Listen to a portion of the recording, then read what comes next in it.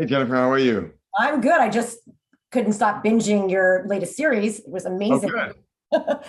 You have the best character. Dr. Bruce Ivans is so complex and so multi-layered. And I have to tell you, I was so impressed with your portrayal of him because dealing with somebody with so many layers, he's a genius, he's mentally ill, he's a murderer, he's so many different things. You nailed him because he's so creepy and scary, but at the same time, you have compassion for him because you know he's mentally ill. So you were able to portray that, and great job. How did Thanks. you actually prepare for playing such a complex character?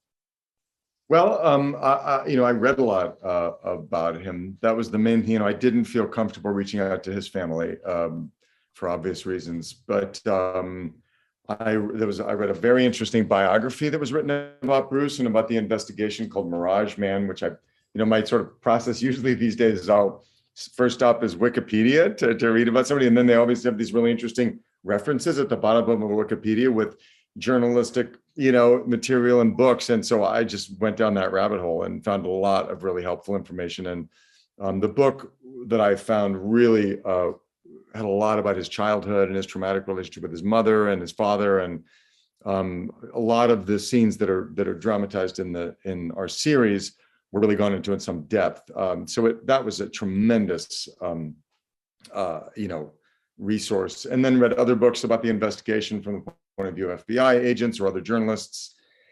And you just it's like an onion. You just try and keep peeling. But what you pointed out is it's something I always try and find is you have to locate the heart of a character, and even if whatever people's judgments may be, I can't be judgmental about a character. I have to really be their advocate, and you have to kind of I'm forgetting who it was, but a wonderful actress I was watching interviewed over the past year was saying, you have to fall in love with a character that you're playing, and you sort of, once you sort of start feeling that, you empathy and forgiveness becomes a big aspect. So Bruce has some very antisocial behaviors that come out, and he was very unstable, and but you know what, he was suffering tremendously and battling some really profound demons, and was sick.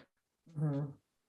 Yeah, you definitely portrayed that to the audience. I felt that compassion for him. As much as you want to villainize him, and just he's the villain, right? You definitely have compassion, and you can tell that the mental illness has taken over, and it's a tragedy, pretty much, and you did a great job. And I told Kelly and I told Dan, I definitely see Emmys for all of you in the future. Emmy Oh, nominations, definitely. It was a great portrayal for both you and Dan. And basically, I mean, the script was incredible. yeah, didn't they do a great job? Yeah. It's so good. So this had to be one of the most challenging roles you've ever played. Was it the most Honestly, challenging? honestly, it was. It was really, it was kind of, we were, locked down in COVID, and I really almost couldn't leave my house and I didn't dare socialize with people because we were, you couldn't take that risk. So I basically was alone for 4 months, but it allowed me to just dig deep into Bruce Ivans, and it really required it because I just found him to be so challenging to get my head around. There's so many facets to the character, and he was just endlessly interesting to me, and very disturbing. It's really a dark thing to be. He's someone who has, what he did was he had, at least as I saw it, there was